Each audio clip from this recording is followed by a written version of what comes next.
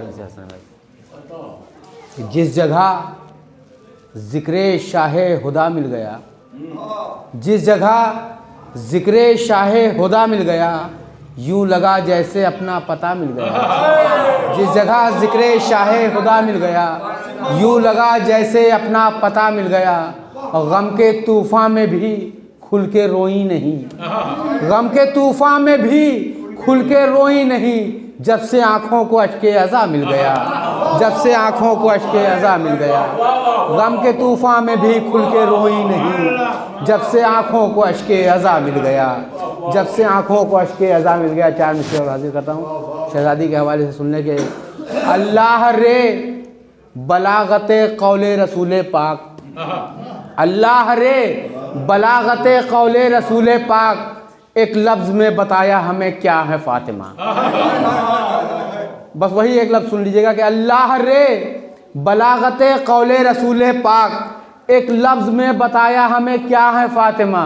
تو زوجہ علی کی مادر حسنین بعد میں, زوجہ علی کی مادر حسنین بعد میں, ان سب سے پہلے ام ابیہا ہیں فاطمہ. زوجہ علی کی مادر حسنین بعد میں, ان سب سے پہلے ام ابیہا ہیں. اللہم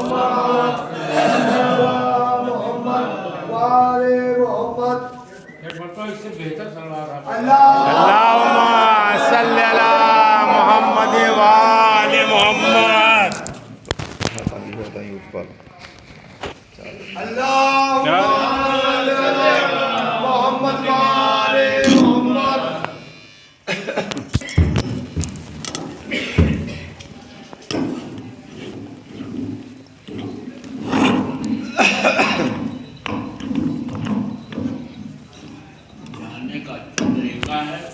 موبائل لے لیجیے ہاتھ میں, نکل جائیے, لگ رہا ہے کہ فون آ رہا. کوئی بولے گا بھی نہیں یار, بچا بھی جانا ہے. میں نہیں جی, کہاں پھنسائے دی ہے بہو, نہیں تو ڈھل ڈھل نہیں ہے معاملہ.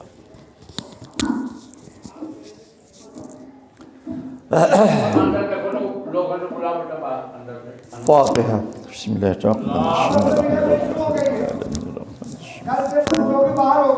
إياك نعبد وإياك نستعين اهدنا الصراط المستقيم صراط الذين أنعمت عليهم غير المغضوب عليهم ولا الضالين.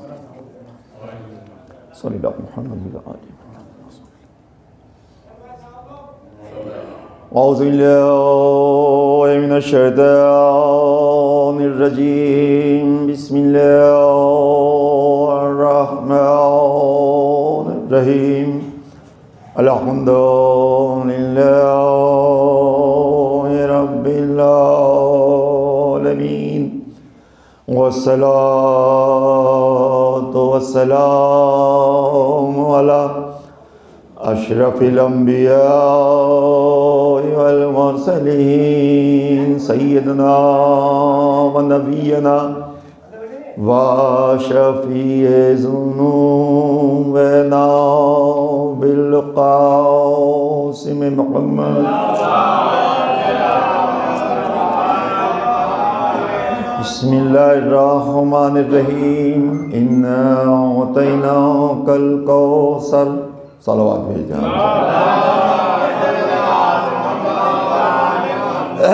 آوازہ سورہ فاتحہ سورہ اخلاص کی تلاوت فرما کر مرحومہ رافیہ بانو بنت محمد اسماعیل مرحوم کی روح کو اصال فرما. صلی اللہ علیہ وسلم. بسم اللہ الرحمن الرحیم. الحمد للہ رب العالمین الرحمن الرحیم مالک یوم الدین. ایاک نعبد و ایاک نستعین اهدنا الصراط المستقیم صراط الذین أنعمت عليهم المغضوب عليهم ولا الضالين. قل هو الله الصمد لم يلد ولم يولد ولم يكن له كفوا أحد. بسم الله الرحمن الرحيم. قل هو الله الصمد لم يلد ولم يكن له كفوا أحد.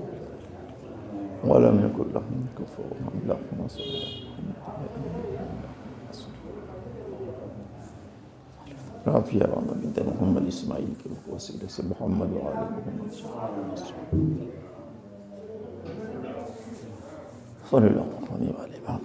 وسلم. صلوات بھیجیں آپ ذات محمد.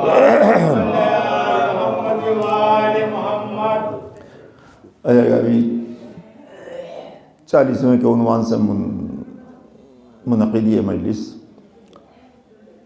ایک مومنہ کے ایصال ثواب میں، اور ظاہر ہے کہ آج کے جو ایام ہمارے بیچ میں رواں دواں ہیں وہ ایام فاطمی ہیں، اسی اعتبار سے شعراء کرام نے بھی کچھ اشعار پیش کیے، لیکن ذرا سا تمہید کی شکل میں کہ کچھ لوگ اور شریک ہو جائیں اور پھر وہ بیان مقصد جو آپ کے بیچ میں سرنامہ سخن کی حیثیت سے جس آیہ کریمہ کو پیش کیا گیا۔ جب آپ ایصال ثواب کی مجلسوں میں بیٹھتے ہیں تو یہ عام طور سے ذہنوں میں ہوتا ہے کہ کسی کا انتقال ہو گیا ہے، آپ بیٹھے ہوئے ہیں،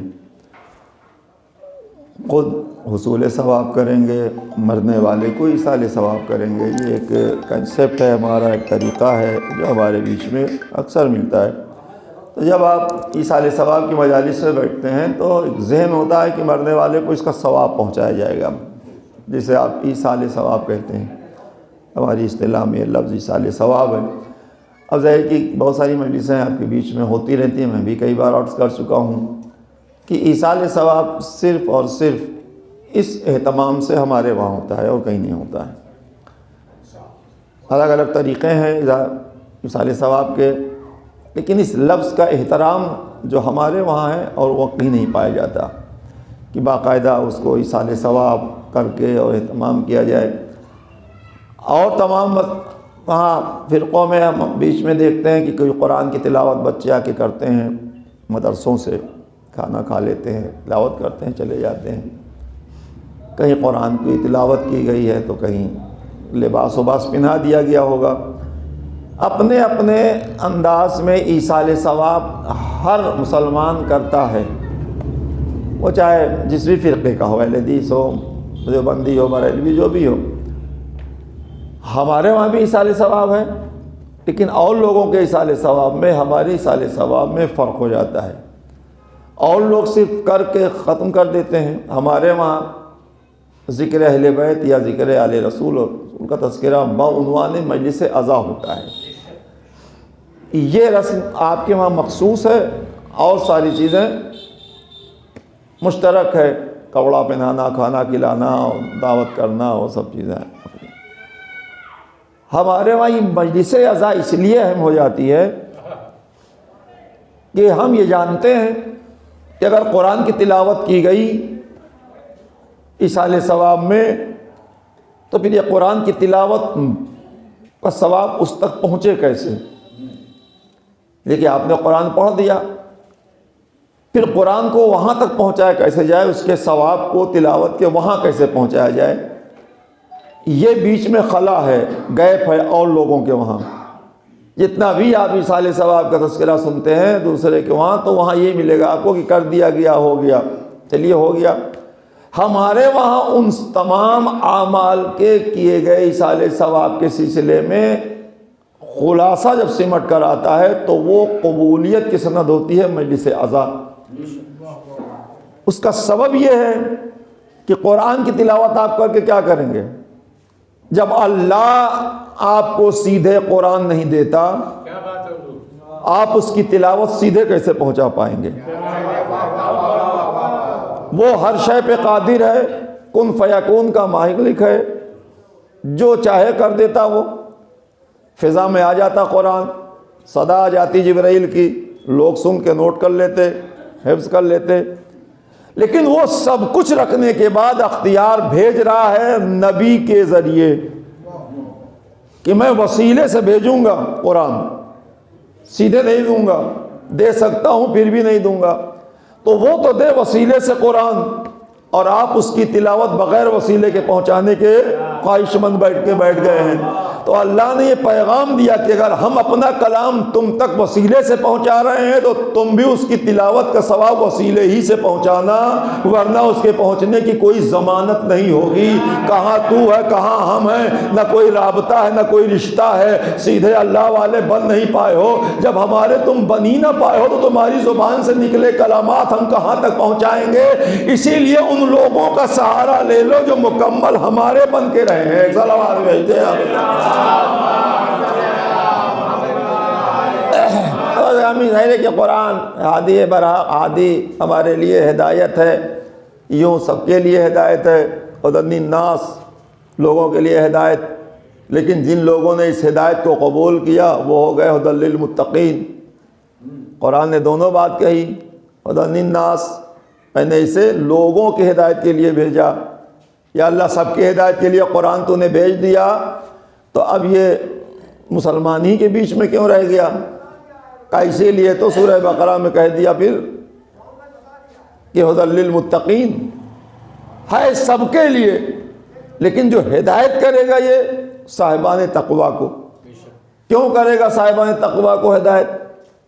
اس لیے کہ جو ہدایت جہاں سے ملنی ہے جب اس پر یقینی نہیں ہے تو ہدایت کیسی ہوگی؟ آپ اگر ایگزام دے رہے ہیں اور ایگزام دینے میں رول نمبر ہی نہیں لکھا ہے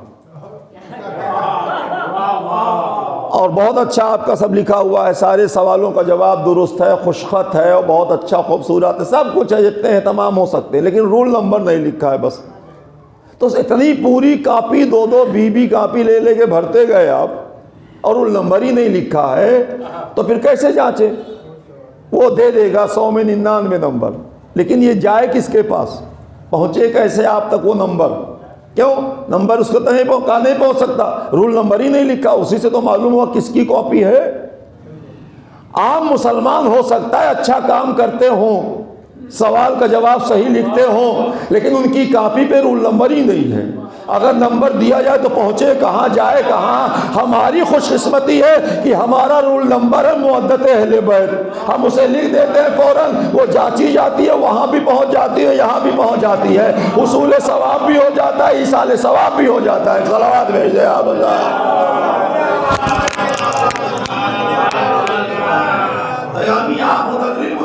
قرآن صاحبان ہدایت کے لیے تقویٰ اختیار کرنے والوں کے لیے ہدایت ہے۔ ظاہر ہے کہ وہ ہدایت کی منزل ہمارے لیے کیا ہے، کیسے ہے، میں نہیں سمجھ پا رہا ہوں، آپ نہیں مائک کیا ہے ابھی صلوات بھیج دیں۔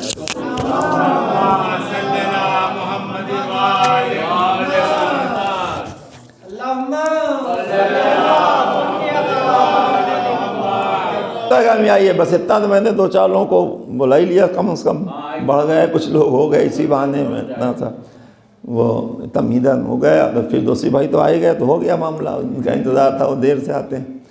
تو میں عرض کر رہا تھا کہ یہ ایصال ثواب، اب آپ لگا کہ چونکہ انسانی معاشرہ اب ذرا سا سنجیدگی میں آ جائے، اتنا تو میں نے آپ کر دیا کہ آمادہ ہو گئے آپ۔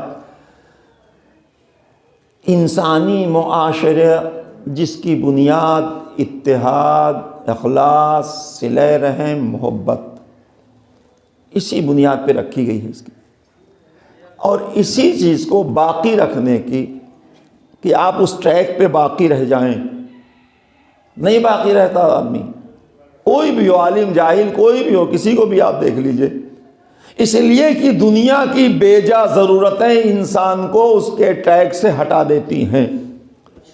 دنیا کی رنگینیاں اور مچلی ہوئی طبیعتیں، ہم بے قابو ہو کے اکھڑ جاتے ہیں اس راستے سے جس پہ ہم چلتے ہیں، اس لیے کہ جو سب سے اہم ہے پیغامات الہیہ اور پیغامات ائمہ طاہرین، اس کی ہمیں اس وقت خاص ضرورت پڑتی ہے۔ دیکھیے ہوتا یہ ہے، ایک نفسیاتی چیز ہے آپ کے اندر، ہمارے اندر، آپ کے اندر، سب کے اندر۔ مثلا کوئی بچہ ہے، وہ ابھی کہے کہ میں مجلس پڑھوں گا، کیا کرو گے پڑھ کے بھائی؟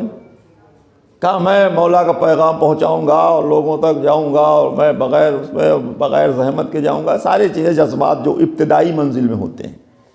ایک صاحب سے گیا، آپ کیا ہے؟ کہا میں دروغہ بننا چاہتا ہوں۔ کس لیے؟ کیا کرو گے دروغہ بن کے؟ کہا میں مجرموں کو پکڑوں گا اور رشوت نہیں لوں گا اور ایک نظام قائم کروں گا، جو لوگ غلط کرتے ہیں وہ لوگ جو ہیں اس میں۔ اچھا بھائی آپ ماسٹر بننا چاہتے ہیں؟ کہا میں بچوں کی تعلیم کا فرض ادا کروں گا، پڑھاؤں گا انہیں، یہ کروں۔ تو جب ابتدا میں منصوبہ بنتا ہے کسی منصب پانے کا تو وہ فریش رہتا ہے، صاف ستھرا رہتا ہے۔ جیسے جیسے وہ قدم آگے بڑھتا ہے، قدم پیچھے چھوڑتا جا رہا ہے، نقش قدم بھولتا جاتا ہے۔ وہ جب وہ پہنچ جاتا ہے اس منزل پر جس کی خواہش کر رہا تھا، دروغہ بن گیا، اب وہاں پہنچا اپنی، اب وہ جذبات پیچھے رہ گئے، جو ہے اس کے پاس اب کیا ہے کہ میں اسٹار والا ہوں، جیسے سب کر رہے ہیں ویسے ہمیں بھی کرنا چاہیے۔ اب اس میں اپنے مل گیا کہ اپنے گروہ میں۔ اور ایک چیز آپ سمجھ سکتے ہیں کہ ہر گروہ کا بنایا ہوا ایک نظام ہے اپنی جگہ پر، ہر گروہ کا۔ جہاں جائیں گے آپ کہاں ایسے ہی ہوتا ہے، آپ کو ایسے ہی کرنا چاہیے، آپ غلط کر رہے ہیں جو ایسا کر رہے ہیں۔ ہر گروہ انسانی کا ایک نظام ہے، غلط ہو صحیح ہو، لیکن اس نظام میں آپ کو داخل ہونا ہے۔ ہمارے علماء کرام یہ لائن کا بھی ایک نظام ہے۔ جب بچپن سے بچے پڑھتے ہیں میں دین کی خدمت کروں گا اور لوگوں کو علم پہنچاؤں گا اور یہ کروں گا، اور جب اس گروہ میں پہنچ جاتے ہیں تو اس گروہ کے لوگ جو کر رہے ہیں وہی وہ کرنے لگتا ہے، پھر وہ اس سے الگ نہیں ہو پاتا۔ سب سے بڑا عقل مند انسان وہ ہے کہ جو اپنے فرش منصوبے کو لے کر صاحب منصب بننے کے بعد باقی رکھ لے جائے، اس کو باقی نہیں رکھ پائے گا وہ کسی صورت سے۔ بہت مشکل کام ہے کہ وہ اپنے اصل منزل پہ باقی رہ جائے۔ رشوت نہیں لوں گا، لینے لگا، میں بچوں کو پڑھاؤں گا، اسکول چھوڑنے لگا، میں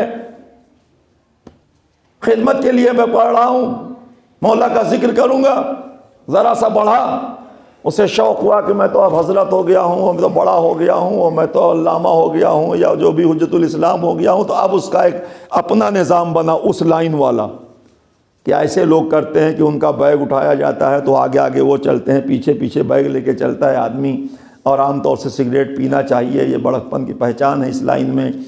اور اگر زیادہ مولائیت بڑھ گئی تو کڑا وڑا پہن لینا چاہیے، انگوٹھی بڑی بڑی سی ہونی چاہیے۔ یہ سب کیا ہے؟ یہ وہاں پہنچ کر اس نظام میں ڈھلتی ہوئی طبیعت ہے۔ وہ طبیعت مٹ گئی جس کو لے کے یہ چلا تھا ابتدا میں۔ اللہ کا نظام یہی چاہتا ہے کہ جب آپ مسلمان بنیں تو پھر جو جذبات بننے میں ہو وہی آخر تک باقی رہ جائے، وہ مٹنے نہ پائے۔ اگر امام والے بنے ہو تو جو ابتدا میں ذہن بنا امام والا ہونے کا یہ آخر مرتے وقت تک رہ جائے، اس لیے کہ امام والا ہونا آسان ہے، امام والا رہتے ہوئے مر جانا یہ مشکل منزل ہوتی ہے، یہ بڑا مرحلہ سخت ہے۔ صاحب ایمان ہو جانا آسان ہے، لیکن صاحب ایمان ہو کے مر جانا یہ مشکل ہے، اس لیے کہ ہونے میں کچھ نہیں تھا، ہونے میں اور مرنے کے بیچ میں جو رنگینیاں دنیا کی آئی ہمیں لپیٹنے لگی اور ہمارا مزاج بدلنے لگا۔ ہم نے دیکھا کہ یہ سب ٹھیک نہیں ہے معاملہ، وہی ٹھیک ہے جو وہ لوگ کر رہے ہیں۔ جب غریب تھے تو بڑے لوگوں کو حقارت سے ہم دیکھتے تھے کہ یہ بڑے لوگ بڑے مغرور ہوتے ہیں۔ جب یہی غریب بڑا ہو کر فور ویلر پہ بیٹھ گیا اور کسی غریب نے سوال کیا تو کہنے لگا یہ چھوٹے لوگ ایسے ہی ہوتے ہیں، ان کو چھوڑ دیجئے، پیچھے چھوڑیے۔ کیوں؟ اس لیے کہ جب وہ غریب تھا تو غریب کی بات بول رہا تھا، امیر ہوا تو امیر والا لہجہ بولنے لگا۔ اسی تغیر مزاج کو ہٹا دینے کے نظام کو نظام الہی کہتے ہیں کہ تم جس بھی جماعت میں رہو اپنی پاکیزہ سوچ سے کبھی سمجھوتا نہ کرنا۔ اگر غریب مستحق ہے تو اسے دینا تمہارے لیے لازم ہے، اگر امیر ہو تو مغرور نہ ہونا، یہ تمہارے نظام الہی میں باقی رہنے کی حکمت ہے۔ انہی ساری چیزوں ذمہ داریوں کو جب آپ پورا کرتے ہیں اللہ کے نظام میں رہ کر تو آپ کی شرافت بھی رہ جاتی ہے، ایمان اور تقوی بھی باقی رہ جاتا ہے۔ اللہ نے اسی لیے آپ کو اس دنیا میں بھیجا، احسن تقویم کی منزل میں خلق کیا جس سے وہ نظام بچایا جا سکے، جس نظام کے باہر اور مرکز بنایا انسان کو۔ ایک صلوات بھیج دے آپ۔ بس اب میں نے عرض کر دیا، اب ایک ان کے اصالے ثواب کی مجلس تو میں عرض کر دوں اسی سلسلے سے جب آپ صنف نازک کا تذکرہ کرتے ہیں تو وہاں بھی کوئی بہت بڑا آسانی نہیں ہے، وہاں اور دشواری ہے آپ کے لحاظ سے، اس لیے کہ اللہ نے جو خلقت آپ کی اور صنف نازک کی رکھی ہے وہ اپنی حکمت سے رکھی ہے۔ دیکھیے یہ ہر چیز نعمت ہے آپ کے لیے، جس منزل میں قدرت نے آپ کو خلق کیا وہ نعمت ہے۔ آپ کہہ رہے ہیں بچپن میں آپ کے پاس عقل نہیں ہے، چلیے عقل دے دیتا اللہ تو آپ کیا کرتے؟ مر جاتے آپ بچپن میں۔ اس لیے کہ کوئی بچہ اگر ماں کی آغوش میں ہے اور وہ نجاست کر دیا اس نے، تو اب ماں لے جائے گی اسے پاک کرنے، اس کو دھلے گی۔ اگر آپ کو عقل ہو تو آپ کیا کریں گے؟ آپ شرما جائیں گے نا کہ یہ کیا بار بار ایک ماں ہے ہماری اور اسے میں بڑکا ہوں وہ مجھے لے جا کے وہ دھول رہی ہے۔ اللہ نے عقل ہی لے لی کہ کم سے کم تم پروان چڑھو تو اس غیرت کے ساتھ نہ چڑھو کہ تمہیں کس طرح دھلا جا رہا ہے، کس طرح، اس لیے کہ آپ بزرگی میں اس منزل کو محسوس کرتے ہیں کہ جب کوئی آپ کی ضرورت کو دوسرا پورا کرتا تو آپ شرماتے ہیں کہ کیا کروں، مجبور ہو گیا ہوں، ورنہ ایسی صورت آ گئی یا اللہ مجھے اتنی طاقت دے کہ میں اپنا کام خود کر لوں۔ اگر یہی عقل آپ کو بچپن میں دے دی جاتی تو آپ کیا کرتے؟ اس کا مطلب لاشعوری منزل بھی نعمت الہیہ ہے آپ کے لیے، آپ کے وجود کو بچانے کے لیے۔ یہ بھی اللہ کی نعمت ہے کہ اس نے شعور نہیں دیا۔ شعور اس وقت دیا جب آپ اپنا کام خود کرنے کے لائق ہو گئے۔ صلوات بھیجیں آپ سمجھے؟ یہ آپ کے لیے اللہ کی نعمت ہے۔ یہ آپ یہ نہیں سمجھتے کہ آپ نے ایسے کیسے، نہیں، آپ کے لیے نعمت الہیہ ہے جس مرحلے میں اللہ نے آپ کو رکھا ہے۔ ایک صنف نازک کی حیثیت سے ایک ماں بن جانے والی، ڈاکٹر صاحب آ جائیے، آگے آ جائیے، آپ دب رہے ہیں، صلوات بھیج دیں آپ۔ تو میں کہتا کہ صنف نازک کی جب آپ بات کرتے ہیں تو صنف نازک کے مسئلے میں بہت سارے بیان آپ کے بیچ میں ہیں اور بہت سارے واقعات آپ کے بیچ میں ہیں۔ میں نے آپ کا وقت اس سلسلے میں لے لیا، لیکن کچھ چیزیں بچوں کے لیے عرض کرنا ضروری رہتا ہے۔ تو اب ظاہر ہے کہ ہمیشہ شکوہ آپ سے ہوتا ہے مولانا صاحب سے کہ آپ کی بات ہی کوئی نہیں مانتا۔ جب ان کی بات نہیں مانتا کوئی، آپ تو باپ ہیں، آپ کی بات کوئی مانتا ہے؟ آپ نے تو پیدا کیا ہے، پالا ہے، پرورش کی ہے، اس کی خواہشوں کو پورا کیا ہے، آپ کی بات کیوں نہیں مانتا وہ؟ اسی لیے جب گھر میں نظام درست ہوتا ہے تب باہر وہی نظام دکھائی دیتا ہے، اور اگر گھر کا نظام بگڑ گیا، لوگوں کو مبلغ بننے کا شوق تو ہوا لیکن گھر کو اجاڑ کر اپنے گھر میں اسلام کو دھل ڈالا، میدان میں اسلام پہنچ گئے۔ میدان میں پہلے اسلام نہیں پہنچا دیں، اقربین، اللہ نے اپنے نبی سے کہا اپنے قرابت داروں کو دعوت اسلام پہلے دو، اپنے قریب والوں کو پہنچانا ہے۔ آپ کا بیٹا اسلامی کو، آپ کی بیوی اسلامی کو، آپ کا گھر اسلامی کو، اس کے بعد قدم باہر نکالیے، دیکھیں میرے گھر میں اسلام ہے، اب میں باہر والوں کو اسلام پہنچاؤں گا۔ یہ وہ نہیں ہے جو آپ ٹی وی پہ ایڈ دیکھتے ہیں، اسلامی سیریل کے آپ ایکٹر نہیں ہیں کہ آپ کو ایک گھنٹے کے لیے ذاکر بن جانا ہے، اس کے بعد چلیے ہو گئی بات ختم۔ 15-20 منٹ کے لیے مصلی پہ عالم بن جانا، اس کے بعد اپنا کام ہے اپنا کریں گے، نہیں۔ جو مصلی پہ وہی گھر میں، وہی معاشرے میں، جو منبر پہ وہی سماج میں، وہی لوگوں میں، وہی بھائی میں، وہی برادری میں۔ یہاں تغیر نہیں ہے آپ کی کردار اور آپ کی سوچ میں، ایک سوچ پیدا کی جاتی ہے اللہ امام کے گھر میں، اسی سوچ کو لے کر اگر آپ ہر جگہ پائے گئے تو آپ اللہ والے بھی ہیں اور آپ امام والے بھی ہیں۔ اگر اس سوچ کو عزاخانے میں چھوڑ کر چلے گئے تو آپ کچھ دیر کے لیے امام والے بنے تھے، ہوئے نہیں تھے۔ آپ بنے ہوئے ہیں کچھ دیر کے لیے، ہوئے نہیں۔ تو میں کہتا اسی سلسلے آپ صنف نازک کے سلسلے میں سنتے ہیں کبھی بھی، اس لیے کہ نہ سمجھے کہ آپ ایک مرد کو عورت سمجھ جائے گی مکمل اور مرد عورت کو سمجھ جائے گا، یہ سب غلط فہمی نہ پالیے گا، آپ کبھی نہیں سمجھ پائیں گے۔ ایک عالم نے کہا کہ مرد کو چاہیے کہ عورت سے وہ زیادہ محبت کرے، اسے کم سمجھے، زیادہ محبت کرے، اور عورت کو چاہیے کہ مرد سے کم محبت کرے، اسے زیادہ سمجھے۔ یہ فارمولہ دیا انہوں نے۔ پھر ان سے کہا کہ یہ صاحب کیا کہہ رہے ہیں یہ سب؟ کہا اس میں وجہ ہے، عورت سمجھنے والی شے نہیں ہے تو اسے کم سمجھیے، وہ محبت کی پیاسی ہے، اسے آپ محبت دیجئے۔ مرد سمجھنے والی شے، اس کو سمجھ جائیے تو کبھی کوئی دشواری گھر میں نہیں ہوگی کہ باہر سے آیا ہے تو کیا کیفیت ہے، جائے گا تو کیا صورتحال ہوگی، وہ کام سے لوٹے گا تو اس کا مزاج کیا ہوگا، جب گھر میں رہے گا تو کیسی صورتحال میں رہے گا۔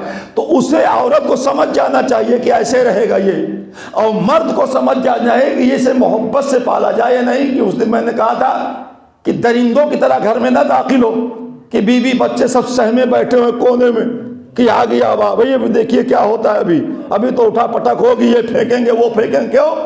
اس لیے نہ آئیے کہ درندہ بن کے گھر میں نہ آئیے، ایک صاحب ایمان بن کے داخل ہوئیے گھر میں کہ بچے مسکرا کے استقبال کریں، بیوی آپ کی طرف دیکھے کہ آ گئے، اچھا لگے اسے. یہ خوف نہ ہو کہ آتے ہی تو ابھی دیواروں پر ڈنڈے پڑیں گے اور پھینکے جائیں گے گلاس اور اڑے گا پلیٹ.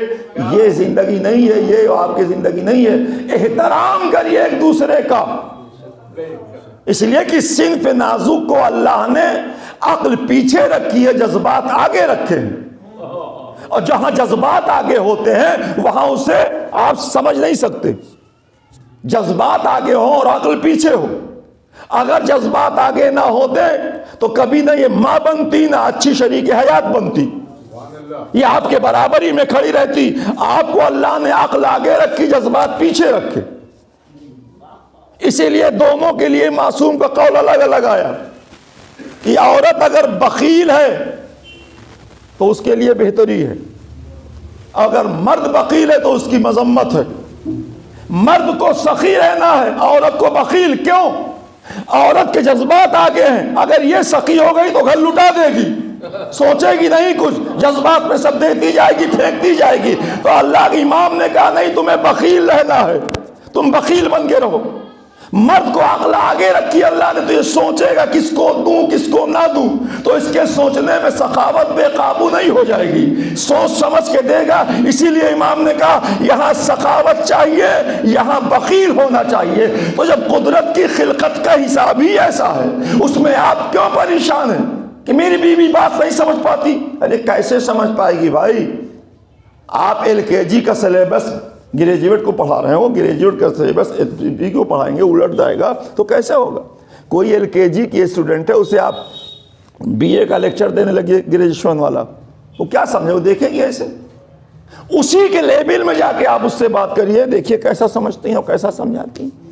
اللہ نے ایک ماں بنانے کے لیے عورت کو اتنی قربانی سے گزارا ہے کہ یہ ماں بن سکے سلیقے سے. جذبات آگے ہوں گے تو ایک چیخ پہ بے ساختہ دوڑ پڑے گی بیٹے کی طرف.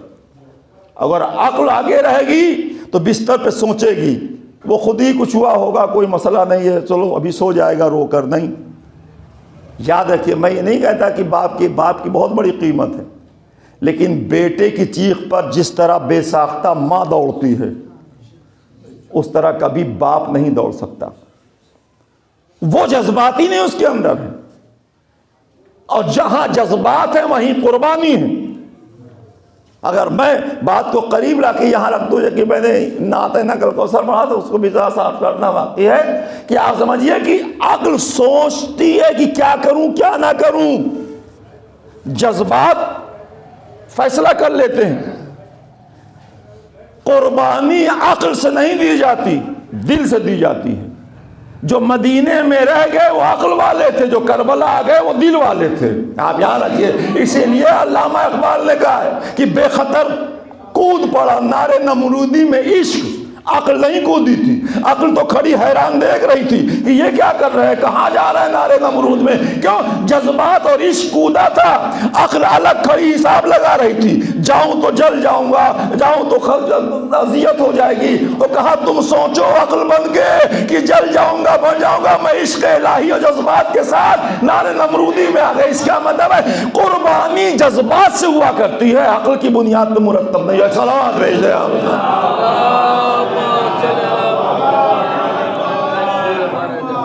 بس آئیے اسی لیے اب ضرورت اس بات کی تھی کہ جب ایک صنف نازک جو آپ سنتے رہتے ہیں کہ ایک فطرت ہے ایک خاتون کی ماں بننا، اگر یہ اس کی فطرت کا حصہ نہ ہوتی تو درگاہوں پہ جا جا کے چیختی کیوں کہ ایک اولاد دے دے. اگر باپ جاتا تو میں سمجھتا اس کی ضرورت ہے، بیٹا ہو جائے گا اس کے کام آئے گا. یہ ماں کیوں پریشان ہے کہ گود بھر جاتی، اللہ ایک اولاد دے دیتا، ایک بیٹی ہی دے دیتا.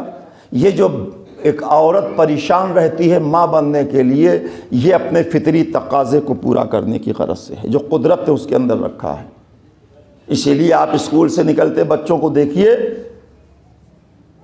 تو لڑکا ہے تو بستے کو پھینکتا اور ٹکراتا ہوا بچوں پہ گرتا ہوا آئے گا اسکول سے، گیٹ سے نکلے گا، لیکن بیٹی ہے تو سینے سے کتاب و کاپی کو دبائے ہوئے، سر جھکائے ہوئے، قدم بڑھاتے ہوئے دھیرے دھیرے نکل جائے گی۔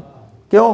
وہ جو جھٹکے سے کود رہا ہے اسے اللہ نے پیدا کیا ہے میدان میں جد و جہد کر کے رزق کے حصول کے لیے، اور یہ جو اپنے سینے سے کتاب کو رکھے ہوئے لاشعوری منزل میں ماں بننے کی تربیت ہے قدرت کی طرف سے، کہ آج کتاب کو گلے لگائے ہو، کل ایک بچے کو گلے لگا کے اس طرح تمہیں رہنا، تو یہ تمہاری تربیت ہو رہی ہے جو غیر لاشعوری منزل میں ہے، وہ سمجھ نہیں پاتی۔ یہی تربیت اس کی کتاب سے بڑھ کر جب ماں کی شکل میں آتی ہے تو اب کتاب کی جگہ پہ بچہ سینے سے لگ جاتا ہے۔ اس کا مطلب ہے قدرت بار بار کوشش کر رہی ہے کہ یہ ماں باپ بننے کی تربیت لاشعوری منزل سے شروع کر دی جائے۔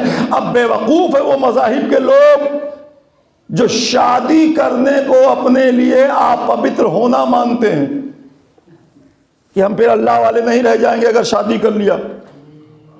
تو کیا کرو گے؟ کہا شادی نہیں کریں گے۔ جب فطرت سے کو کہ قاتل بنو گے تو فطرت تم سے انتقام لے گی، پھر چھوڑے گی نہیں۔ چرچ والوں نے فادر بننا اچھا سمجھا، بیٹا پیدا کرنا نجس سمجھا۔ ارے بھائی جب نہیں بننا تو آپ مادر اور فادر اور سسٹر یہ سب کیوں بن رہے ہیں؟ اس کی کیا ضرورت ہے آپ کو؟ جب آپ کو کوئی بیٹا نہیں ہے تو یہ اسکول میں ہیڈ جو بیٹھے ہوئے ہیں فادر کہاں جائیے کہیے ان سے اپلیکیشن دے دیجئے۔ فادر کون ہوتے ہیں بھائی؟ کتنے بچے کا بچے اچھے نہیں ہوتے ان کے، تو پھر فادر کیسے ہو گئے؟ کہا ان کی نائب والی کون ہے؟ کہا وہ مدر ہیں، سسٹر ہیں، ان سے جا کے کہیے کہ سسٹر کیوں؟ بھائی ہوئی ہیں؟ کہا نہیں ان لوگ شادی نہیں ہوتی۔ بھائی آپ کیوں بار بار وہی کہہ رہے ہیں؟ تو پھر جب شادی نہیں ہوتی تو مدر سسٹر، آپ جانتے ہیں کہ مدر ٹریسا اعزازی لفظ دیا جاتا ہے، سمانت کیا گیا، تو سمانت کیا گیا تو اور کوئی لفظ نہیں تھا، جو ان کے کوئی بچے نہیں تھے تو انہیں مدر کیوں کہا؟ مدر ٹریسا کیوں کہا؟ ٹریسا تھی ٹھیک تو مدر کیوں لگایا؟ اس کا مطلب ہے یہ قدرت بار بار آپ کو جھنجھوڑ رہی ہے کہ بنو گے نہیں لیکن لفظ کے محتاج بن کے رہو گے اس دنیا میں۔ تم باپ نہیں بنو گے باپ کہلاؤ گے، ماں نہیں بنو گی مدر کہلاؤ گی۔ اس کا کہلانا ہی بتا رہا ہے کہ مذہب حقہ کی فتح اور نظام قدرت کی بلندی کا اعلان ہے کہ تم جبراً اپنے کو دور رکھو لیکن اسی نظام کو ماننا پڑے گا جس نظام کے لفظ تمہارے لیے صلوات بھیج دو یا حافظ۔ اور آپ یاد رکھیں جب بھی پانی بہتے ہوئے پانی کو روکا جائے گا تو پانی رکے گا نہیں، وہ اپنا راستہ تلاش کر لیتا ہے۔ یہ نہیں ہے کہ وہ رک گیا آپ نے روک دیا، ادھر سے ادھر سے کہیں نہ نکلے گا۔ جب آپ فطرت کو روکیں گے، اس پر ظلم کریں گے تو وہ کہیں نہ کہیں سے اس کا حصہ نکال لیتی ہے فطرت۔ اسی لیے بہت سارے واقعات ہوتے رہتے ہیں آپ کے بیچ میں۔ چرچ کی دیواروں کے بیچ سے سسکتی آوازیں نکل کر بتا رہی تھیں کہ یہ فطرت کے قاتل ہیں، ورنہ اچھا تو وہی لگتا ہے جو اسلام نے کہا ہے۔ ایک ماں بننے کے بعد اس خاتون سے پوچھو کہ ماں بننے کی لذت کیا ہے، اس لیے کہ جس لذت میں سرور پیدا ہو وہی قدرت کے نظام کی پابندی ہے۔ ایک کتنا اچھا لگتا ہے کہ میں ماں بن گئی۔ نبی نے کہا کہ 3 بچوں کی پرورش کر کے معاشرے کے حوالے کرنے والی بیوی جب مر کے واپس آتی ہے تو اللہ جنت کے دروازے کھول کر فرشتوں سے استقبال کرنے کا حکم دیتا ہے۔ کیوں؟ اس کے حقیقی خلقت کے مالک اللہ بنا رہا اور سبب خلقت ماں باپ کو بنایا تو وہ اس کے صفات کے ساتھ ساتھ کچھ دور تک چلے اس کے ساتھ، اور جب چلے تو پھر اس کا احترام بھی بتا دیا ہمارے بیچ میں۔ ورنہ صنف نازک پہ جتنے مظالم ہوئے ہیں تاریخ میں وہ سب آپ کے پیش نظر ہیں، اسے بیان کرنے کا اب وقت ہی نہیں ہے۔ چاہے مصر کی دنیا ہو، ایران کا ملک ہو، سعودی عربیہ کا معاملہ ہو، یا آپ کسی بھی ملک میں جائیں، جہاں بھی جائیں گے تاریخ نسواں دیکھیں گے انتہائی بدترین، کبھی انسان مانا ہی نہیں گیا انہیں۔ مصر میں حسین عورت کو قبیلے سے تلاش کر کے دریائے نیل کو چڑھایا جاتا تھا، اس کا خون، کہ خدائے نیل کو خشک کیا جائے۔ تو پھر مرد کیوں نہیں کٹ جاتا تھا بھائی؟ عورت ہی کو کیوں قتل کرتے تھے آپ؟ نہیں، عورت اس لیے کہ سماج میں فاضل مخلوق سمجھتے تھے لوگ اسے. اہل حنون نے اسے داسی بنا کے رکھا کہ یہ مرد کی داسی ہے عورت. اگر اس کا بھگوان مر گیا تو اسی کے ساتھ داسی کو جل جانا چاہیے. وہ اب کرے گی کیا جب اس کا بھگوان ہی نہیں بچا؟ اسی لیے ستی پرتھا چلتا تھا ان کے وہاں. کسی مذہب کے ماننے والے کے پیشانی پہ بل نہیں آیا.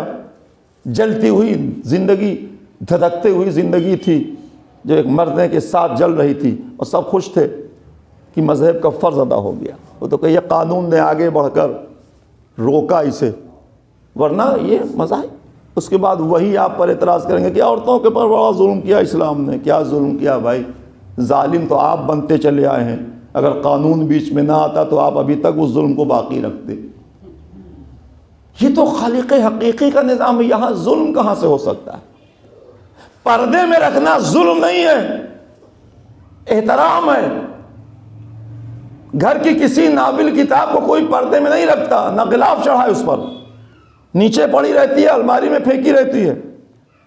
قرآن ہی ایسی کتاب ہے اسے پاکیزہ غلاف پہ رکھ کے سب سے اوپر رکھا جاتا ہے. تو کیا قرآن کی توہین ہو گئی پردے میں رکھنا اسے؟ کسی گھر پہ ایسا پردہ نہیں پڑتا جیسے خانہ کعبہ کو اڑایا گیا ہے. تو کیا خانہ کعبہ کو پردے میں ڈھانپ کر توہین کر دی گئی اس کی؟ نہیں، احترام کی منزل ہے. دنیا چیخی اس لیے کہ وہ عورت کو بازار میں ناول بنانا چاہتی تھی. اسلام عورت کو حیات زندگی بنا کر پیش کرنا چاہتا تھا. کتاب زندگی بنا کے پیش کرنا مقصد تھا، اس لیے اسے اہتمام کے ساتھ پردے میں رکھا. اور پردے میں رکھنا اس کا شوق نہیں ہے، اس لیے کہ اگر معاشرہ آپ کے مطابق ہو تو پھر آپ چلیے، پردے کی ضرورت نہیں ہے. آپ چلیے جیسے چاہیے چلیے. جس کو بار بار میں عرض کرتا رہا ہوں ایسے ایسے موضوع میں کہ آپ کو کوئی روک ٹوک نہیں کیا اللہ نے حج اور عمرہ کے بیچ. عورت مرد ایک ساتھ طواف کعبہ اور صفا و مروہ کے بیچ دوڑتے رہے. کسی نے نہیں کہا کہ عورتوں کی لائن یہ ہے، مردوں کی لائن یہ ہے. اسی میں ایک دوسرے سے لگتی رہیں اور آگے بڑھتی رہیں، کل ہوتا رہا. اور کسی سعودی عرب کی پولیس چوکی میں کوئی FIR درج نہیں کی گئی آج تک کہ حاجی صاحب نے میری چادر کھینچ لی، میرے پاس سے گزر رہے تھے طواف کرنے میں. کچھ نہیں، سناٹا. کیوں؟ وہاں کیا ہو گیا؟ تو جواب صرف اتنا ملا کہ وہاں خوف خدا میں لوگ رہتے ہیں، وہاں خوف خدا میں زندگی گزارتے ہیں. اتنا لمحہ کسی کو اور کچھ نہیں آتا ذہن میں. بس اللہ نے ایک تربیت دی کہ اگر تم خوف خدا میں میرے گھر پہ آ کے رہتے ہو اور میں تمہیں عورت مرد ایک ساتھ دوڑا کے چلا کے دکھا دیتا ہوں، تو اگر یہی خوف تمہارے معاشرے میں ہو جائے تو وہاں بھی پردہ کرنے کی ضرورت نہیں پڑے گی. لیکن جب تک تمہارا معاشرہ آلودہ رہے گا، راوڑ سادھو بن کے، مولوی شیطان بن کے چلے گا، تب تک تمہیں پردے میں رکھنا پڑے گا. اس لیے کہ تمہاری عزت و آبرو بچانا ذمہ داری ہے اسلام کی. اگر راوڑ بن کے آ جائے تو کوئی مسئلہ نہیں، کبھی اپہرن نہ ہوتا سیتا کا. لیکن سادھو بن کر آیا، بیچاری معتبر سمجھ کے نکل گئی. جناب ہاجرہ سے بات کرنے والا شیطان، اگر شیطان بن کے بات کرتا تو پہلے ہی لمحے میں ہاجرہ کہہ دیتی کہ نہیں کچھ نہیں، میں آپ سے بات نہیں کرتی، تم شیطان ہو. بات کرتی رہی، آپ کے شوہر لے گئے ہیں ذبح کرنے بیٹے کو. ایسے کیسے ہو سکتا؟ نہیں، لے گئے ہیں. آپ یقین مانیے جب میدان عمل میں اتارا تب سمجھی، لیکن سمجھی آخر میں. اس کا مطلب معتبر لباس میں تھا وہ، جسے لائق گفتگو ہاجرہ نے سمجھا. ورنہ کیوں بات کرتی راستہ چلتے آدمی سے؟ شیطان ہے وہ، اپنا چہرہ بدل کے آیا ہو، لباس بدل کے آیا ہو. تو جب تک شیطان شریف بن کے چلے گا معاشرے میں، تب تک عورتوں کو بچانا پڑے گا پردے میں. جب تک راوڑ سادھو بن کے چلے گا معاشرے میں، تب تک ان کی حفاظت کرنا دین کی ذمہ داری ہے. جس دن یہ لوگ پردے سے نکل کر شریف بن کے معاشرے میں آ جائیں گے، ویسے اللہ وہ اعلیٰ معاشرہ آپ کے بیچ میں پیش کر دے گا کہ اگر اللہ کے گھر میں کوئی پردہ نہیں ہے تو وہی معاشرہ، وہی فضا اپنے معاشرے میں بنا لو. اگر فضائے خانہ خدا معاشرے میں آ جائے تو پھر یہاں بھی تمہیں ہم پردے میں نہیں رکھیں گے. چلو جیسے چلنا ہو. خوف خدا. تو یہ خاتون اسی لیے جب آپ صنف نازک کی بات کرتے تو پھر آ جائیے اس مرکز صنف نازک کی طرف کہ جسے اللہ نے قیامت تک ہادی برحق کی آنے کی ضمانت دے کر بھیجا، جس کے ایام میں آپ بیٹھے ہوئے کہ کل کوثر، اوپری والی آیت میں نے پڑھی ہے، پورا سورہ نہیں، 3 ہی آیت ہے یہ. اِنَّا أَعْطَيْنَاكَ الْكَوْثَرَ، اے میرے نبی میں نے آپ کو کثرت اولاد دی، کوثر دیا، الکوثر دیا. جو بھی مسلمان سمجھے، مجھے اس سے بحث نہیں رہتی، اس لیے کہ ہم اب سمجھانے میں تھوڑا کمزور ہو گئے مسلمان. اب وہ خود سمجھنے لگا ہے، جو سمجھ جاتا ہے وہ بہتر سمجھ جاتا ہے، آپ کے سمجھانے پہ تو ضد ہو جاتی ہے. وہ اب خود سمجھنے لگے ہیں ساری چیزیں، اس لیے کہ ایک اہل سنت کے اس پہ سوشل میڈیا پہ ہوگا، میں نے کسی دن دیکھا تھا، اسی کبھی کبھی نظر پڑ جاتی ہے اچھے مولویوں کی طرف، تو اہل سنت کے وہ ہیں شاید، وہ کہہ رہے تھے کہ مسلمانوں شیعوں کی دشمنی میں اہل بیت کو نہ چھوڑو. اہل بیت شیعہ کے نہیں ہیں، وہ تمہارے ہیں، سب کے ہیں. بہت بڑا خسارہ ہوگا تمہارا، نبی کو چہرہ نہیں دکھا پاؤ گے حشر کے میدان میں اگر شیعوں کی ضد میں، ان کی دشمنی میں اہل بیت کو چھوڑ دیا. بغیر اہل بیت کے نجات ممکن نہیں. کون بول رہا ہے؟ وہ بول رہا ہے جسے آپ سمجھانے پر آمادہ ہیں. اب وہ اپنے لوگوں کو سمجھا رہا ہے کہ یہ نہ سمجھنا کہ بغیر آل کے تمہاری شفاعت ہو جائے گی. رسول تمہیں مڑ کر نہیں دیکھیں گے کہ تم کون ہو، کیسے ہو، کوئی رشتہ ہی نہیں ہو سکتا. اس کا مطلب کیا؟ جو آپ 1200 سال سے بتا رہے ہیں وہ آج لوگوں کے، اسی لیے میں کہتا ہوں کہ شرارت جلدی سمجھ میں آتی ہے لوگوں کے، شرافت دیر میں، لیکن شرارت سمجھ کے پھر رخصت ہو جاتی ہے. شرافت جب سمجھ میں آ جاتی ہے تو ہمیشہ رہ جاتی ہے. حق دیر میں سمجھ میں آتا ہے، حق دیر سے سمجھ میں آتا ہے، لیکن جب آ جاتا ہے تو پھر حق والا ہی بنا کے چھوڑتا ہے، پھر اس میں کوئی کمی نہیں رہ جاتی. کیا کہنا دین الہی کا، کیا کہنا نبی کے لائے ہوئے نظام کا کہ خواتین کے لیے مچلی ہوئی طبیعتوں میں بکھرے ہوئے وصول اللہ نے سمیٹا، اور سمیٹ کر خدیجہ کے لیے ایک تحفہ تیار کیا، اور اس تحفہ تیار کر کے اس امین آغوش میں بھیج دیا جس کی اطلاع کل کوثر کے نام سے پہلے اللہ دے چکا تھا. سورہ کوثر کی تفسیر بن کر آغوش خدیجہ میں شہزادی فاطمہ زہرا آئیں اور آ کر یہ اعلان کر دیا کہ ہوں اکیلی لیکن وحدت میں اتنی کثرت ہے کہ قرآن اس کثرت کا اعلان کرے گا. آپ سمجھے کثرت دولت ہے آپ کے پاس تو کثرت دولت آپ ختم ہو گئی، کثرت اولاد مر گئی، سب نہیں بچی. لیکن اللہ نے کثرت نہیں کہا ہے، الکوثر عطا کیا. الکوثر سے مراد وہ کثرت جو کبھی ختم نہ ہو، اس کثرت کو عطا کیا ہے. اور نہ ختم ہونے والی الکوثر کی کثرت کو آج بھی آپ پردے غیب میں دیکھ رہے ہیں.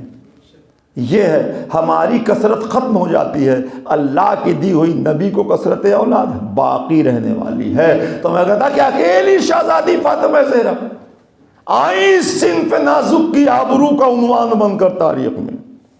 آؤ صنف نازک کو دیکھو گے، آؤ دیکھ لو کس صورت سے ہوتی ہے. کیا مرتبہ ہے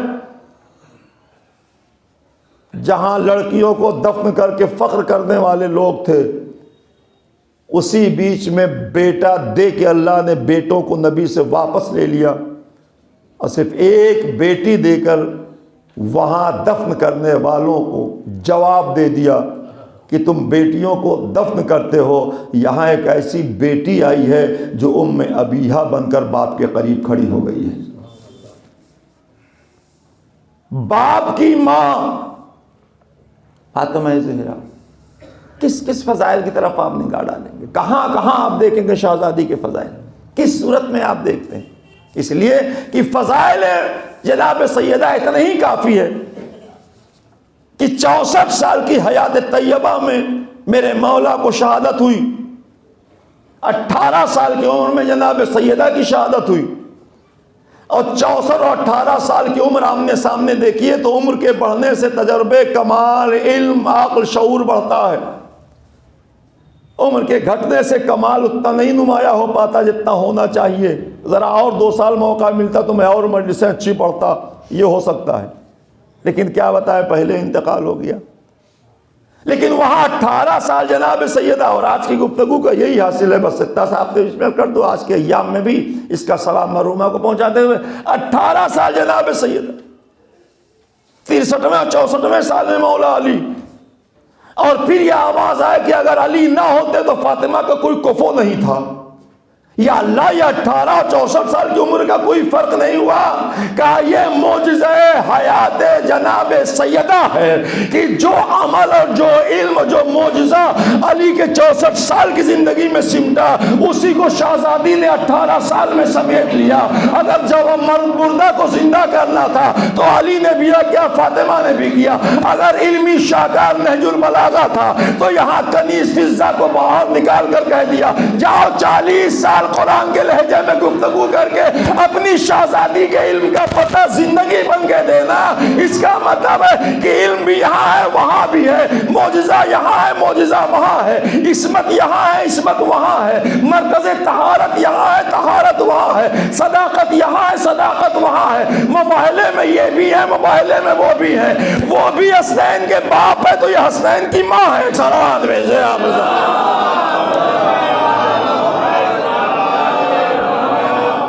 گرامی آپ سمجھے یہ شہزادی یہ کون ہے؟ یہ فاطمہ زہرا. انشاءاللہ مجلس ہے تو آپ سنیں گے ہی ایام فاطمی میں. تو اتنا سے میں نے ہٹ کر دیا کہ اس تاریخ میں بھی اور ایک نسبت بھی ہے کسی میں. تو یہ شہزادی فاطمہ. اب میں تفصیلاً کوئی فضائل آپ کا نہیں بیان کرتا، لیکن بس ایک قول معصومہ کہ آپ نے اپنی کنیزوں کے لیے ایک پیغام دیا کہ دیکھو تمہارا زیور تمہارا حسین کردار ہے. اب آپ بتائیے، شہزادی کہہ دیتی تمہارا حسین کردار تمہاری بلندی کا باعث ہے، حصول رضا الہی کا سبب ہے. زیور چونکہ معصومہ کو معلوم ہے کہ نفسیاتی طور پہ خواتین کا رجحان ان کی زیور کی طرف ہوتی ہے کہ زیور ایک اپنا وہ ان کا معاملہ ہے. اگر لاکھ بیمار خاتون پڑی ہوں بستر پہ کہ میں اٹھ نہیں سکتی، ان سے کان میں کہہ دیجئے کہ بہت اچھا ایک گلے کا ہار دیکھ کر آیا ہوں بازار میں، اگر ذرا ہمت کرو تو اس کو لے لیا جائے تو فوراً اٹھ جائے گی، اچھی ہو جائے گی تھوڑی دیر کے لیے. اس لیے کہ نفسیاتی طور پہ جھکاؤ ہے زیور کی طرف. تو اس نفسیاتی پہلو کو اپنے قول کا حصہ بنایا فاطمہ زہرا نے کہ زیور کی طرف جھکتی ہو تو میں جب کہوں زیور تو ہو سکتا ہے تم اس طرف آؤ کہ کیسا زیور شہزادی دے رہی ہیں، تو کہا کردار اور سیرت کا زیور تمہیں دیا جا رہا ہے. اب چونکہ باقی رہنے والی شہزادی نے دیا ہے تو ان کا زیور نہ پرانا ہوگا نہ بکے گا نہ کہیں کٹے گا نہ کہیں ختم ہوگا. جتنا ہی دیں گے وہ اتنا ہی باقی رہ جائے گا. ہمارا دیا زیور بک جاتا ہے، پرانا ہو جاتا ہے، فیشن سے آؤٹ ہو جاتا ہے، پھر دوسرا بیچ کے خرید کے لاتے ہیں، پھر راستے میں ادھر کہیں گر گیا ہو تو کہیں غائب ہو جاتا ہے، کہیں کوئی چوری کر لے گیا. لیکن شہزادی کا دیا ہوا زیور نہ کوئی چوری کر سکتا ہے. جتنا پرانا ہوگا اتنا ہی چمک پیدا ہوتی چلی جائے گی. اگر 80 سال کی خاتون ہو گئی ہیں اور فاطمہ زہرا کے زیور سے آراستہ ہیں بچپن سے، تو ہر ماں اپنے بچوں کی انگلی پکڑ کے آؤ دکھائیں تمہیں، ان سے ملائیں. کس سے؟ کہا وہ جب سے دیکھ رہا ہوں تب سے عبادت گزار اور تقوی اور پرہیزگاری. اس کا مطلب کیا ہے کہ شہزادی کا زیور اتنا چمکدار ہو گیا کہ وہ چل کے آ نہیں سکتی، اس پر لوگ چل کے جا رہے ہیں. کشش پیدا ہو گئی اس زیور میں. لیکن اگر وہی زیور جو یہ خاتون 18 سال کی عمر میں پہنے ہوئی تھی اپنی شادی میں اب پہن لے تو لوگ دور سے ہنسیں گی کہ اس پگلی کو کیا ہو گیا ہے، بڈھی کو نہ منہ میں دانت ہے نہ پیٹ میں ہاتھ ہے، یہ سب پہن کے کیا بیٹھ گئی ہیں. اس کا مطلب ہے دنیا کا زیور عمر کے ساتھ آپ کے لیے تماشا بن جاتا ہے. شہزادی کا زیور عمر بڑھتی جاتی ہے، چمک پیدا ہوتی جاتی ہے، لوگوں میں کشش پیدا ہوتی ہے. صلوات بھیج دے آپ. بس آگامی مہربانی یہ شہزادی میں اس طرح سے آپ کے پیغامات اس ایام میں اپنے لوگوں تک پہنچے، غیروں تک تو پہنچ ہی رہا ہے. قاتلان سیدہ کا پتہ مل چکا ہے. میں نے سے گوگل پہ جائیے، یہ اب کی بار کا چمتکار ہے. گوگل پہ سرچ کریے ہو کلڈ فاطمہ تو لکھ کے آ جاتا ہے عمر ابن خطاب. کس نے ڈالا، کب کیسے ہو گیا، کیا ہو گیا. یہ اب کی ایام فاطمی کا یہ تحفہ ہے گوگل والوں کا کہ تم چیختے ہو یار ممبر سے کوئی مانتا نہیں ہے، اب میں اسے جو ڈالے گا، جو پوچھے گا مجھ سے میں بتاؤں گا. تم نہیں بتا پائے، ٹھیک ٹھاک، اب میں بتا پاؤں گا. تو یہ اب کی بار آپ کو دیکھیے گا گوگل پہ ہوگا. اسے لکھنا پڑے گا انگلش میں ہو کلڈ فاطمہ. بیٹھتے ہی لکھنے پر ادھر سے واپس آ جائے گا لکھ کے فلاں ابن فلاں. تو یہ ہے شہزادی کے صبر کا تحفہ قدرت کی طرف سے کہ دنیا چیخ کر بتائے گی تم تاریخ کے مورخ وظیفے پہ قلم اٹھانے والے بک گئے ہو، بک جاؤ. میں اسباب مہیا کروں گا قاتلان معصوم کا پتہ دینے کے لیے. اور دیا پتہ اس لیے کہ جو ہر مرحلے میں رضا الہی کے حصول میں اپنے وجود کو مٹانے پر کھڑی ہو، پھر اس کے لیے اللہ کیا نہیں کرتا.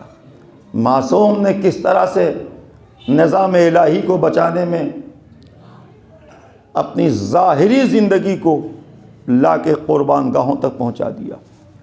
اگر آپ شہزادی کا ذکر ماں کی حیثیت سے کریں تو ماں اسے کہتے ہیں جس کی نفسیات کا پتہ فاطمہ زہرا نے دے دیا. اسما مجھے موت آئے گی میں جانتی ہوں، لیکن میرے بیٹے گھر میں نہیں ہیں. جب وہ آئیں تو ان سے کہنا نہیں کہ مر گئی ماں.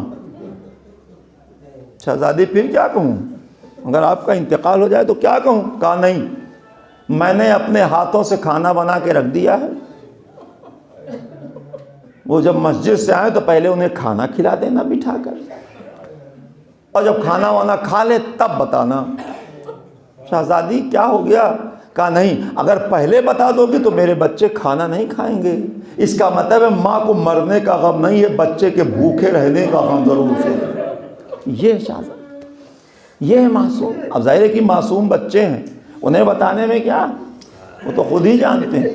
لیکن وہ ترتیب تاریخ میں باقی رہی کہ جب اسما آئیں اور دیکھا شہزادے آنسوؤں کو پوچھ لیا، جلدی سے نارمل ہو گئیں، اور چٹائی بچھا کر ہاتھ دھلایا، کھانا چن دیا، پانی رکھ دیا، سب اہتمام کر دیا، اور بچے بیٹھ گئے. جب تو بیٹھ کر اب بچوں نے ایک ہی جملہ کہا کہ اسما یہ آج نیا اہتمام کیسا؟ شہزادوں کیا ہوا؟ کہ آپ نے کبھی دیکھا ہے کہ بغیر ماں کے میں نے کھانا کھایا ہو؟ ہاں نہیں دیکھا. اب اسما کے پاس کیا جواب تھا؟ کوئی جواب تھا جناب اسما کے پاس؟ کوئی جواب نہیں تھا سوائے اس کے کہ آپ نے کہا ہے شہزادو اب وہ ماں اس دنیا میں نہیں رہی کہ جس کے بغیر آپ کھانا نہیں کھاتے تھے. دوڑے ہوئے بچے حجرے میں گئے، حجرے میں جا کے ماں کی میت سے لپٹے، اماں آپ نے میرا ساتھ چھوڑ دیا. یہ فاطمہ زہرا جیسی کتنا بے چین ماں یہ گزری دنیا سے، کس طرح گزری ہے. لیکن آپ جانتے ہیں کہ بہت ساری روایت اور واقعات، اور آپ اگر مصاب ہو گئے ہیں تو بس ہو گیا. یہ ہے مظلومی شہزادی.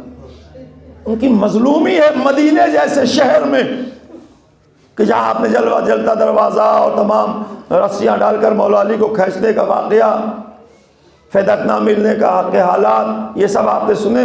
اور آخر میں یہ ہو گئی صورتحال کہ بچے ماں کو بھول نہیں پائے پوری زندگی. حسنین جیسے شہزادے، مولا علی جیسا شوہر، فاتح خیبر میرا مولا، جب اتار دیا قبر میں، قبر تیار کر دیا شہزادی کی، تو بچوں سے کہا وہ پاس ہی میں جنت البقیع ہو، خانہ علی مسجد نبی میں جڑا ہوا، بچوں تم گھر جاؤ میں ابھی آ رہا ہوں. بچے گھر چلے گئے. مولا علی نے اپنے رخسار کو، اب مظلومی ہے مولا کائنات دیکھیے، اپنے رخسار کو قبر پہ رکھا اور قبر پہ رکھ کے آواز دی، اے بنت رسول میری شکایت رسول سے نہ کرنا. آپ کے پہلو شکستہ ہو گئے، آپ کا دروازہ آپ پر جلا کے گرایا گیا، آپ کے اوپر بڑا مظالم ہوئے، آپ کو رونے کی مہلت نہیں ملی. اپنے بابا پر میری شکایت نہ کرنا. ابھی آپ غنودگی کے عالم میں تھے کہ دیکھا جیسے سامنے فاطمہ زہرا کھڑی ہے اور رو کے کہہ رہی ہے ابو الحسن میں نے کہا تھا بچوں کو تنہا نہ چھوڑنا، میرے بچے گھر پہ تنہا ہے، ارے جاؤ میری قبر چھوڑ کر۔ علی دوڑے ہوئے گھر آئے، بچے لپٹ کر رو رہے تھے، بچوں کو گلے سے لگایا، اے بیٹا اگر ماں نہ رہی تو تیرا بابا زندہ ہے۔ زینب تڑپی، ام کلثوم تڑپی، حسن اور حسین روئے۔ ہاں یہ غم تھا اس ماں کے دنیا سے جانے کا، لیکن وہ ماں کس طرح تڑپی یہ آج تک رو رہی ہے وہ ماں اپنے بچوں کے لیے۔ بس امام حسن مجتبی علیہ السلام اس عالم کے خواب کو تذکرے ملا کے بات کو تمام کر دوں۔ ماں کو یاد کرنا، شب 28 صفر ایک عالم دین نے مجلس پڑھی، امام حسن مجتبی علیہ السلام کی شہادت کی۔ جب وہ پڑھ کے گھر گیا اور سو گیا تو نصف شب کے بعد اس نے خواب دیکھا کہ جیسے نورانی چہرہ، گھبرا گیا وہ خواب میں، سمجھ گیا کوئی امام ہی ہوں گے۔ کہا مولا کوئی غلطی ہو گئی، پہلے مجلس پڑھی کوئی غلطی ہو گئی آپ کی شان میں کوئی؟ کہا نہیں کوئی غلطی نہیں۔ کہا مولا پھر کیا حکم ہے؟ ماں۔ کہا نہیں کوئی غلطی نہیں ہوئی ہے، میں اتنا کہنے آیا ہوں کہ تو نے میرا اصل مصائب نہیں پڑھا۔ عزادارو آپ اندازہ لگائیں کہ امام ہیں، معصوم ہیں، شہادت ہو چکی ہے، اور ذاکر یا خطیب سے یا عالم سے کہہ رہے ہیں کہ تو نے میرا اصل مصائب نہیں پڑھا۔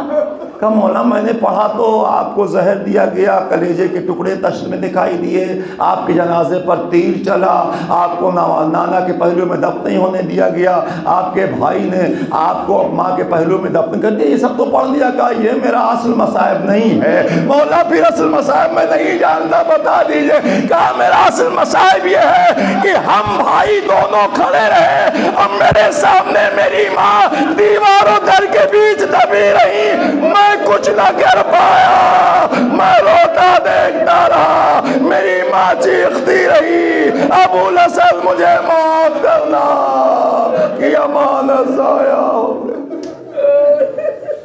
الا لعنت اللہ ولا قوم الظالمین، انا للہ وَإِنَّا إِلَيْهِ راجعون، رضاً بِقَضَائِهِ وَتَسْلِيمًا لِأَمْرِهِ۔ حضرات ایک بار پھر سورہ فاتحہ مرحومہ رافیہ بانو بنت محمد اسماعیل خان مرحوم کی روح کو عیسیٰ۔